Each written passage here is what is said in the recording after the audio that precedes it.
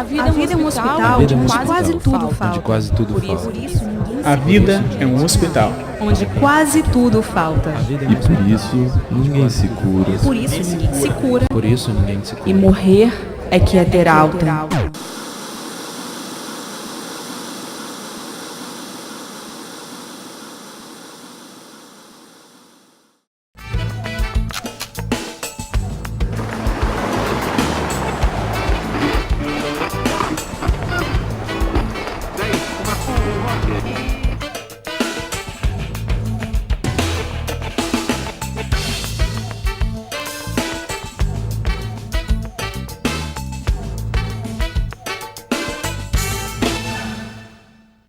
Olá! No ano de 97, a Vale do Rio Doce foi privatizada, num processo muito polêmico. Após 10 anos, o assunto volta a ser debatido pela sociedade, que na semana que vem vai dar sua opinião sobre a privatização no plebiscito A Vale é Nossa. Para conversar com a gente, a representante da campanha, Giane dos Anjos, e a economista Roberta Traspadini. Sejam bem-vindas. Mas antes de começar a nossa entrevista, vamos a um breve histórico do processo de privatização da Vale. A companhia Vale do Rio Doce é a maior mineradora do mundo e foi a leilão no governo Fernando Henrique Cardoso, privatizada sob a justificativa de pagamento da dívida externa. Todo o processo foi marcado por denúncia de irregularidades, como o envolvimento de acionistas, o que é proibido por lei. A Vale foi vendida por cerca de 3 bilhões de reais, muito abaixo da avaliação, em torno de 90 bilhões. Tramitam na Justiça mais de 100 ações populares contra o leilão. E entre os 15 réus estão o ex-presidente Fernando Henrique Cardoso, o BNDES e a União. Giane, como será o processo de participação da sociedade no plebiscito? O plebiscito ele já vem sendo construído já tem algum tempo, já há mais de um ano nacionalmente, com vários movimentos sociais envolvidos e outras forças da esquerda. Assim.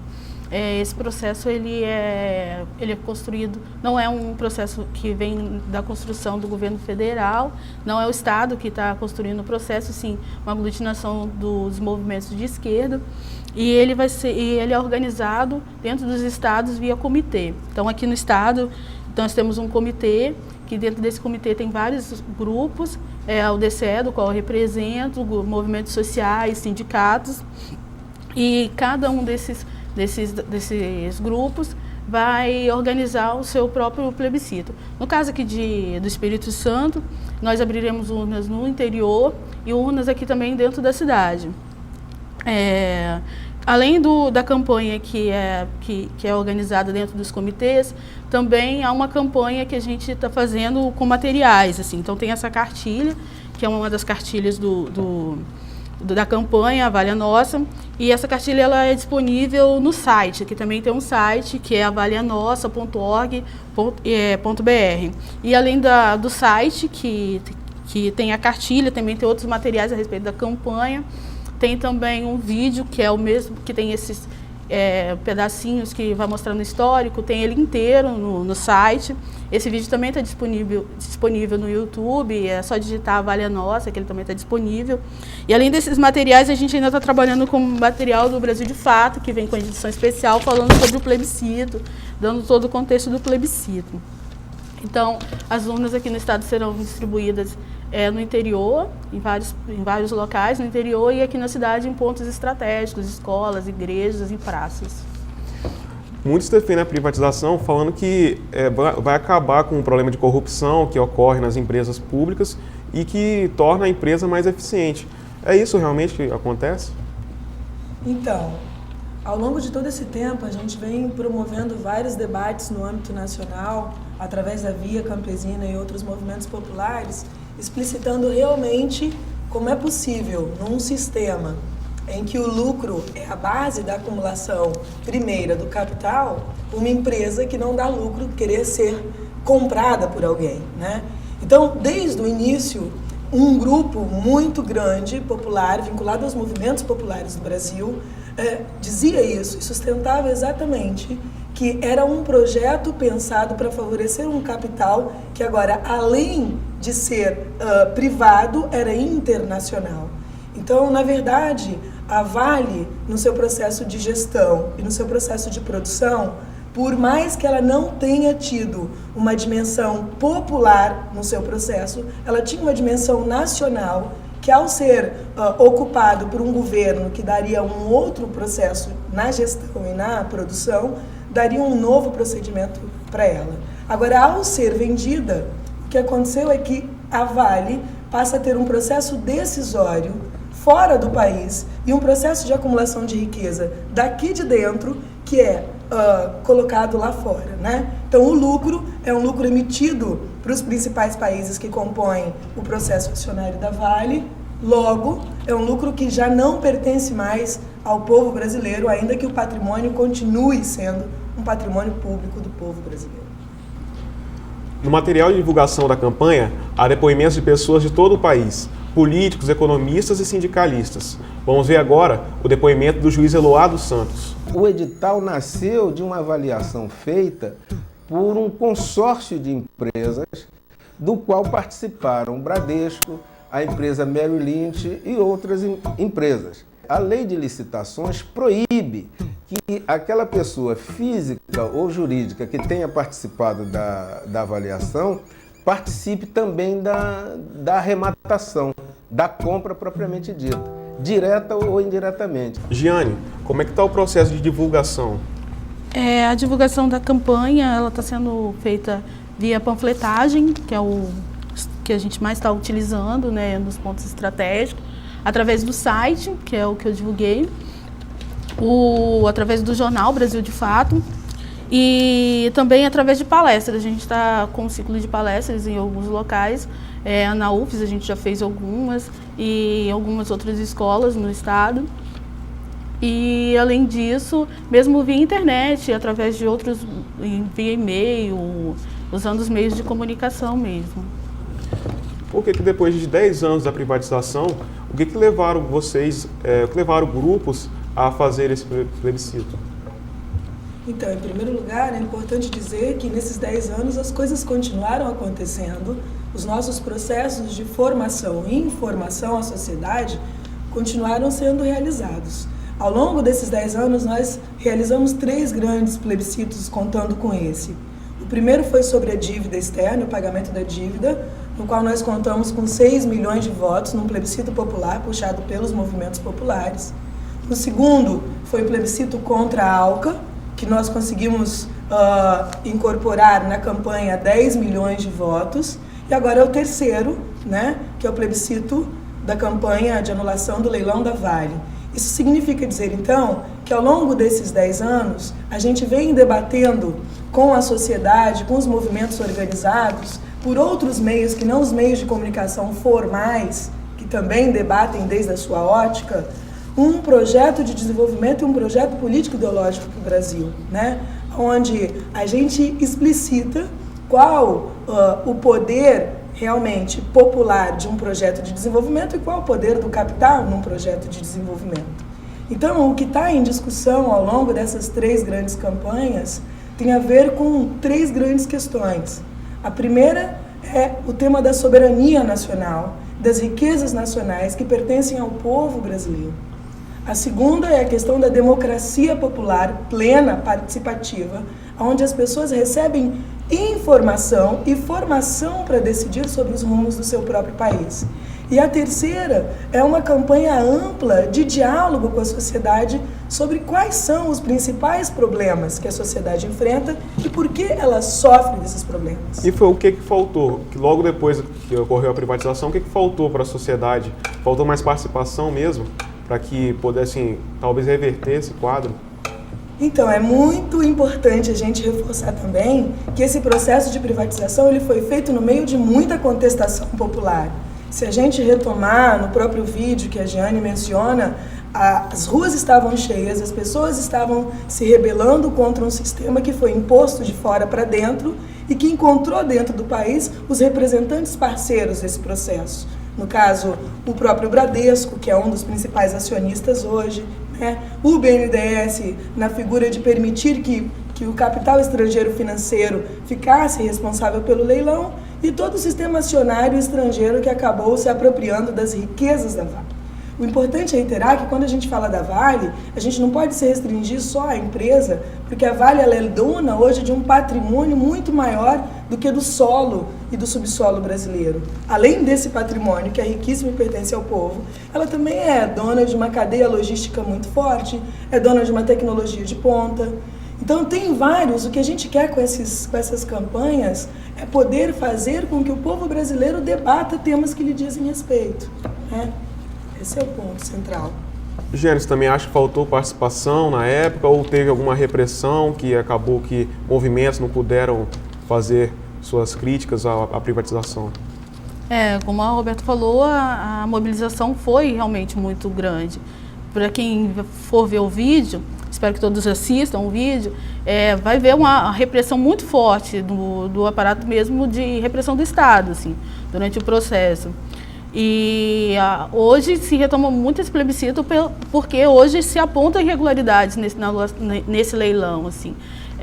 E assim, dentro dessas irregularidades é que hoje se coloca esse plebiscito, com todas as outras questões que a Roberta está colocando também. Mas não tem como negar que durante a época da privatização da Vale, houve grande mobilização popular. E ela está bem explícita no vídeo, com imagens reais, assim, e com grande repressão também do aparato do Estado, de repressivo mesmo, assim.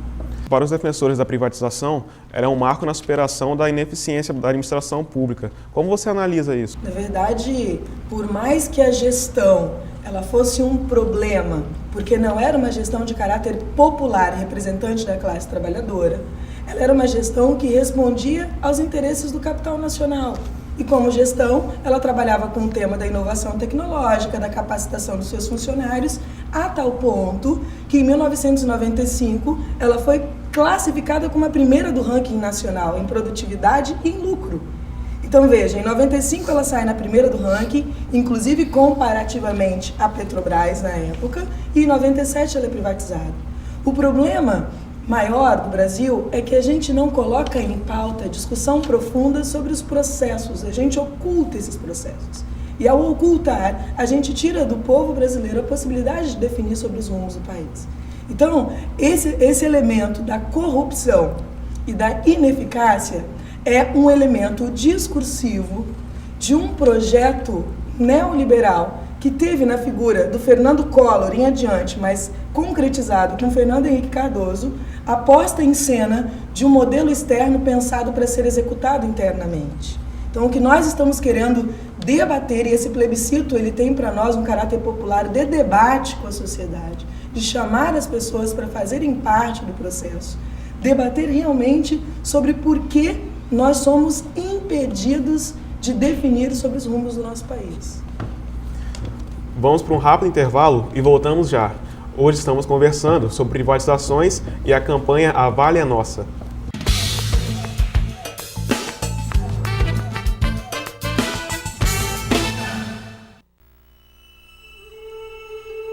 Notou algo de errado nessa cena? Não? Então vamos observar novamente. Ah, larga de ser idiota! Para de fazer escândalo, por favor. Eu faço o que eu quiser e você fica calada! Você não pode falar desse jeito Falo comigo! do jeito que eu quiser! Do jeito que eu quiser! Ai.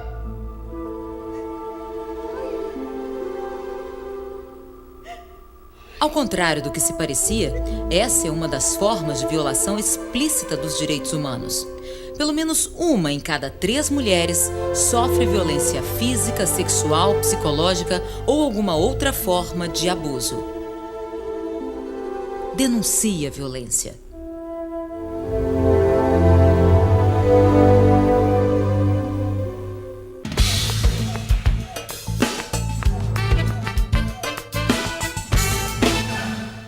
Estamos de volta com o Mídia, discutindo o plebiscito A Vale é Nossa. Vamos ver mais um trecho do documentário com depoimentos sobre a possibilidade de reestatização da Vale. Claro que é possível. Outros povos se levantaram, como o caso da Bolívia, que tinham privatizado a água em Cochabamba e eles fizeram levantamentos e conseguiram. Na Argentina, a mesma coisa.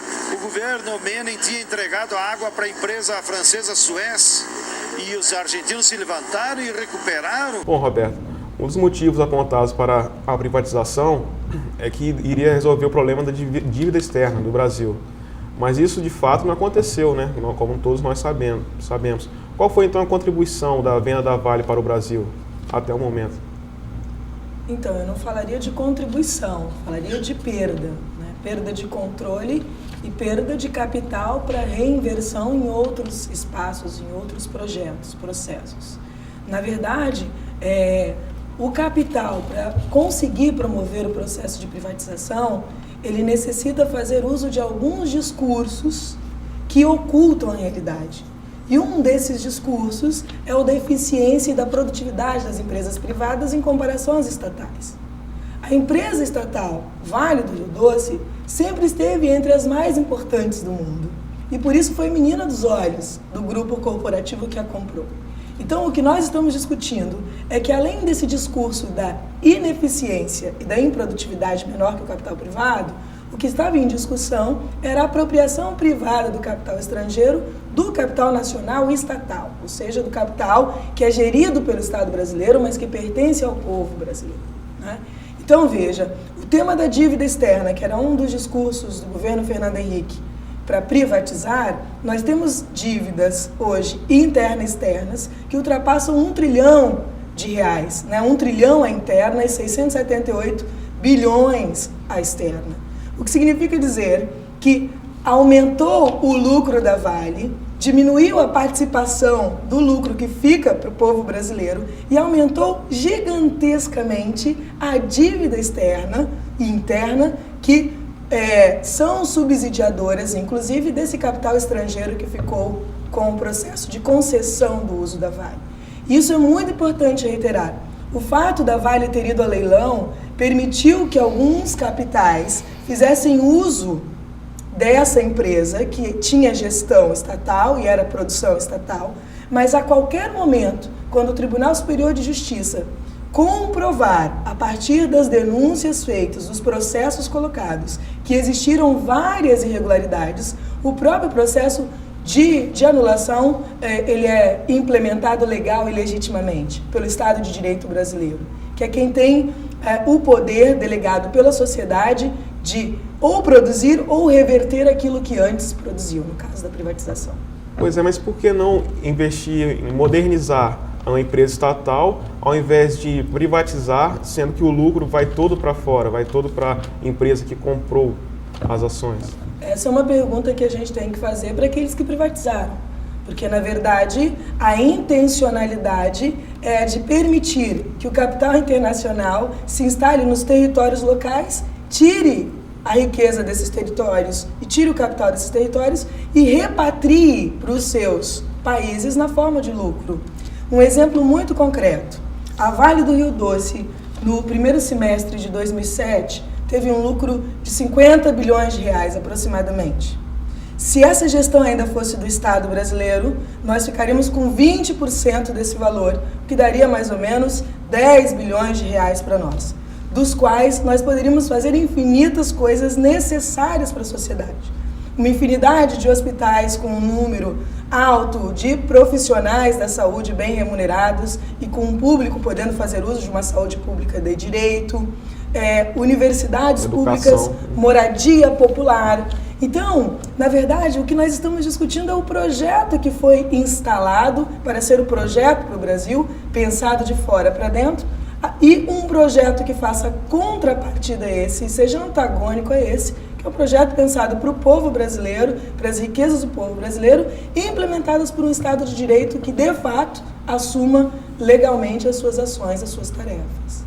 Jeane, como é que a sociedade, em geral, se comporta quando o assunto é privatização? A sociedade não tem como negar que a conjuntura, hoje, com a ajuda da mídia, faz parecer que a privatização é o melhor negócio, né? E aí, colocando mesmo a mídia como a grande mídia, como uma das que ajuda a propagandear essa coisa da privatização como o grande negócio para o Brasil, né? E só que quando a gente chega com o debate falando sobre a Vale e as contradições que houveram no leilão e até a lógica que traz essa onda de privatizações que veio desde o governo Fernando Henrique, a gente vê, debatendo com o povo, que há pouca informação do que é esse processo, toda essa lógica. E aí o povo em si começa a se articular um pouco mais para poder pensar de forma diferente. Então, nos lugares onde a gente está conseguindo levar o debate, a aceitação está sendo muito boa, assim, quando a gente mostra as contradições, até mesmo dentro da lógica que é essa, que está posta, que hoje, principalmente no Brasil e no Espírito Santo, mas em todos os países de terceiro mundo, que a melhor forma é privatizar, quando a gente sabe que essa é uma lógica que só empobrece, e aí que tira, inclusive, a soberania nacional dos estados. Mas o debate tem colaborado muito para isso. Esse plebiscito ele tem esse caráter também pedagógico para levar as pessoas também um pouco mais um outro contato, uma outra visão do que não só a da grande mídia, que vem colocando aí que o melhor modelo que a gente tem é o da privatização, que não é o real, né? Você acha que falta uma divulgação na grande mídia?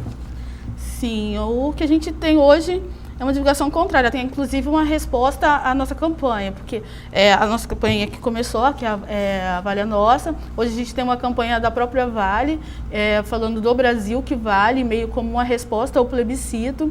Então, a gente não vê a grande mídia, infelizmente, como um parceiro, mas sim como um dos instrumentos mesmo daqueles que querem privatizar não só a Vale, mas o Brasil.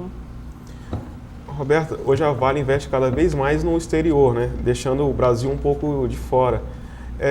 O que isso repercute na nossa economia, o investimento fora do Brasil, já que antes já não ficava com o Brasil o lucro, agora então que nem estão investindo mais aqui tanto, como é que isso repercute? Então, ela investe nos dois. Na verdade, a Vale ela se concentra em vários países do mundo, né? E em vários estados do Brasil. E a gente sabe que, estrategicamente, o minério de ferro é um dos principais recursos, né, naturais em disputa no mundo. Logo, ela investe aqui, investe fora daqui. E a grande diferença é que o lucro, o retorno da empresa com esse investimento, ele já não é mais uma fonte de riqueza do próprio Estado, como gestor, ou do povo brasileiro. Então, existe uma grande discussão entre nós sobre a necessidade de voltar a retomar as riquezas como riquezas que nos pertencem. Além disso, a gente tem que reiterar que a Vale, ela tem passado, por exemplo, em Carajás, por dentro das comunidades indígenas, por dentro das comunidades quilombolas, destruindo as autonomias desses povos autônomos e disputando legalmente o direito ao território. Quando o direito do território dos povos indígenas, dos povos quilombolas, dos camponeses, dos vários sem terra, foi um direito por lei adquirido a partir da justiça e do direito colocados pelo Estado brasileiro. Então nós não estamos falando nesse plebiscito apenas de uma empresa e de sua lucratividade que passe a ser uma lucratividade para o povo brasileiro. Nós estamos falando de um projeto que, com esse elemento e vários outros, foram privatizadas muitas empresas. Nós estamos falando de energia, nós estamos falando de mineração, nós estamos falando de telefonia, um pool de processos de privatização que enriqueceu o capital estrangeiro e o capital financeiro brasileiro que o subsidiou em detrimento aos interesses nacionais. Então são três grandes quebras: soberania nacional, autonomia popular e participação em função de um projeto que nos pertence. Então como é que você acha que pode funcionar a Vale novamente nas mãos do povo, com uma reestatização? Essa é uma outra discussão que nacionalmente nós estamos travando e internacionalmente também, que o fato da gente estar colocando esse plebiscito, ele não termina, o fim disso não é o plebiscito. O plebiscito é um grande meio, um instrumento de veiculação de ideias e de debate. O fim mesmo é um processo pensado diferentemente. O fim é um outro projeto que tenha como horizonte de sentido a retomada do destino da nação, a retomada do destino do projeto popular. Então, o que a gente realmente quer é consolidar as bases para ir além da discussão da Vale e mostrando que a privatização foi uma das facetas desse processo neoliberal, que tem no capital financeiro, nos juros e na entrega das nossas grandes riquezas, a sua matriz produtora de lucro agora pertencente a outras grandes nações, né? Então, essa riqueza ainda nos pertence. O Estado de Direito brasileiro tem o poder de, ao nós consultarmos o povo, de retomar as rendas do seu próprio processo. Nós temos o exemplo da Venezuela, nós temos o exemplo da Bolívia, nós temos o exemplo do Uruguai, que conseguiu proibir o processo de privatização da água a partir da participação popular. Então, são várias ondas de manifestação popular, de retomada da soberania e da autonomia do povo, que estão efervescendo na América Latina. Então, a Vale é um instrumento de discussão de um projeto maior, não é o fim em si. O objetivo maior é realmente a gente voltar a informar e formar o nosso povo brasileiro. Bom, com a restatização, os defensores da campanha buscam também a retomada de outras questões importantes para a sociedade. A gente entende que uma restatização implicaria em controle social do povo brasileiro como todo sobre a Vale e dos povos indígenas atingidos pela ação da Vale particularmente. Eles teriam direito a ser ouvidos, ser escutados, e como que a Vale deve proceder aqui nos territórios que ela invade, né? A gente tem informação de serem cerca de 12 povos, cerca de 90 aldeias indígenas, cerca de 12.500 pessoas atingidas no estado do Pará e Maranhão. Tanto os mais próximos da mina, que são os Xicrim, quanto aqueles que estão no caminho da Estrada de Ferro, que são os Gavião, os Suruí, ou no Maranhão já os Guajás e os Guajajara. A Estrada de Ferro cortou territórios indígenas, teve comunidades que perderam território para a Estrada de Ferro, né? E ali é um canal para infiltração, né, de todo tipo de invasor, né, de toda a ordem, né? Trazendo doenças, trazendo violência, trazendo agressões, trazendo assassinatos, né? Vira uma frente de expansão da sociedade nacional nos territórios indígenas, né? Como tal, fonte de invasão e violência. Gostaria de agradecer a participação de você, Roberto. Sua participação também, Jeane. Obrigada. Quer deixar algum recado para as pessoas? Sim, o plebiscito ele começa na próxima semana, né, do dia 1º ao dia 8 de setembro. E no dia 7 nós teremos uma urna na Jerônimo Monteiro, no Grito dos Excluídos. Mas também teremos urnas todos os dias na universidade, lá na Federal do Espírito Santo, na UFES, em outros pontos também, algumas escolas, algumas praças, e é muito importante a participação do povo, e então nós convidamos a todos para que possam estar depositando o seu voto no plebiscito da Semana da Independência. No Mídia Hoje, conversamos sobre a campanha Vale é Nossa, com a representante do movimento, Giane dos Anjos, e com a economista Roberta Traspadini. Um abraço e até o próximo programa.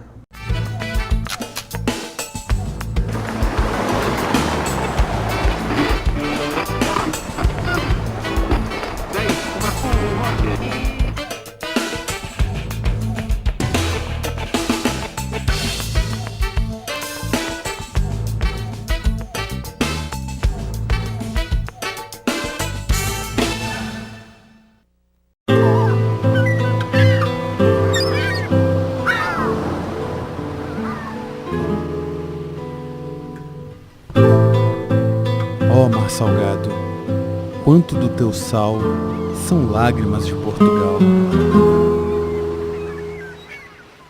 Por te cruzarmos, quantas mães choraram, quantos filhos em vão rezaram, quantas noivas ficaram por casar, para que fosse nosso, ó mar. Valeu a pena. Tudo vale a pena se a alma não é pequena. Quem quer passar além do bojador tem que passar além da dor. Deus, ao mar o perigo e o abismo deu, mas nele é que espelhou o céu.